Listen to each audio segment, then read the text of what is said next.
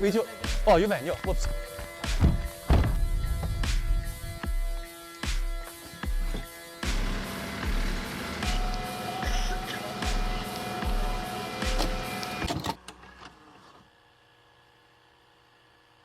Just for a moment, I want you to think back to your 16-year-old self.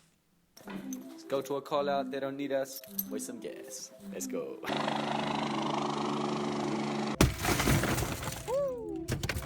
What did you know about life? How naive were you? How much life experience did you have? If I had to guess, I'd say not much. I became a fully qualified firefighter at 16 years old. And when I look back, it's such a young age to join. I'm 24 now, and I've been in and out of the fire service for 7 or 8 years. My whole family are firefighters. My dad, my brother, my other brother, my uncle, my cousin, my other cousin.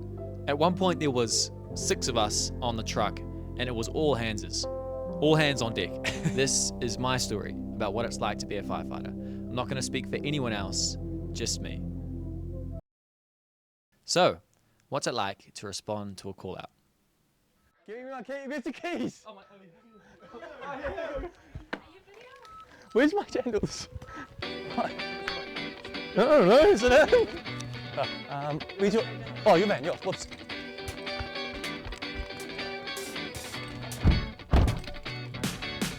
So this is like the 4th one today. I just heated up my dinner then, just getting back from the previous call. I can't be bothered, eh? I have no idea what it is, bro. I should show up on text anyway. Yeah, this road's so annoying. Yeah, I've got to wait for these cars now. Can you bring my phone in for me? Yeah, heck, I just... so done, so tired. Yeah, I have no idea what I'm going through right now. I just show up and depends, you know, I could be driver, I could be back seat, I could be officer. Depends on what I am for the day, or like who shows up pretty much. I just want to go home and have my dinner. Sitting there, just heated up. It's gonna be cold now. And yeah, like I said, we have to go to speed limit. We can't do anything special to get there. We simply just have to drive there. Yeah, sure. Thanks.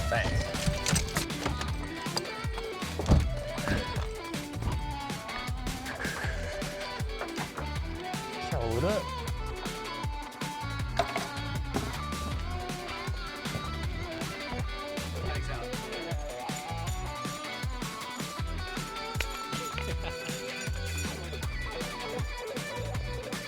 It's going again.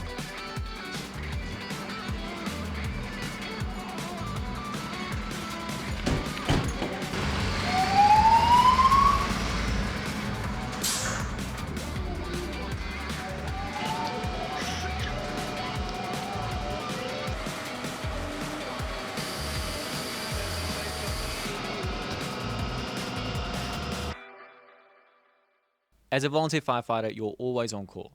The expectation is that you respond to every call out you're available for. Available varies person to person, but generally, available is something like this. Cooking dinner, watching TV, working on your car, in the shower, on the toilet, getting a haircut, at school during a maths exam, having a DMC with an ex. I think he can see me. And most importantly, under all circumstances, a house fire. Okay, and now things that would be considered unavailable would be... what would that be? I'll just check my phone. I think I wrote them down. Here it says... Oh, yeah. Someone's wedding or funeral. Sorry, that says your own wedding or funeral. In all seriousness, it varies person to person, and you pick up when others can't, and they do the same for you. Because remember, we do this for free. We actually lose money doing this. Like the amount of unpaid labor, tanks of gas, and appointments missed. Like the list just goes on. And I'm not speaking for anyone else. We all have our own reasons for doing this. It's hard to be selfish with your time as a firefighter. It's just that, you know, I think people don't realize just what we go to. If you call the police, right, and something's gone wrong in terms of someone's doing something bad, right? You call the ambulance, someone's hurt. You call the fire brigade if someone's hurt, if something's gone wrong, if everything else. Fires make up 1% of our calls. Don't quote me on that, but that's like pretty much. If someone asks me, right, they go, what calls do you go to? People who have crashed their car, fatals, lift assists, hazmat call-outs, CPR. You know, I could just keep numbering them off, you know, and it never ends. Sometimes you have to leave your heart at the door. What do I mean by that? One time, I remember I was probably 16. It would have been 2 a.m. midnight, and me and my brother jumped in the car to head to the station. Typically, we don't check the pager until we're in the car. I remember checking the pager and it said purple. In firefighting terms, purple means CPR. This was my first purple.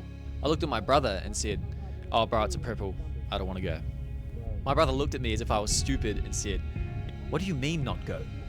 I was kind of taken aback. I was like, I don't know if I want to see this, you know?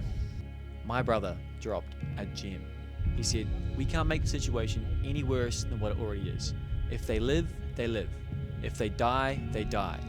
We just do the best we can." I heard that and I knew it was all gonna be okay. What he said stuck with me. And I know it might sound kind of cutthroat or wrong even, but this is the reality of the job. This is my helmet.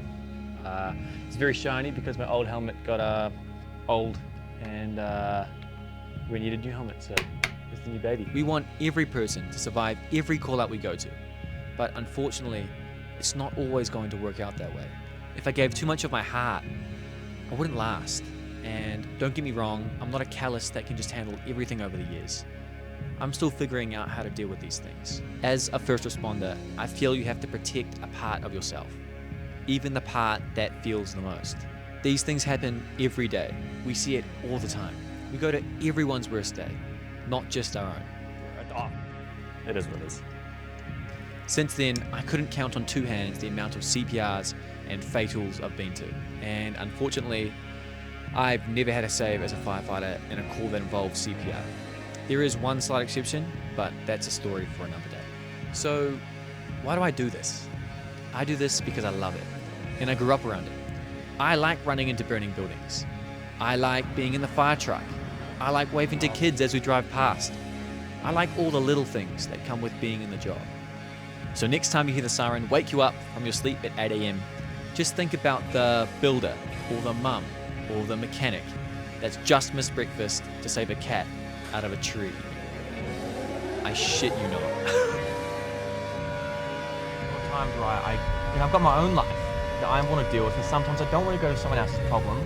I just want to deal with my problem, or I just want to get on with my life. It's like I really needed to get something done in my truck today. I really needed to get the groceries done, and I gotta go call out.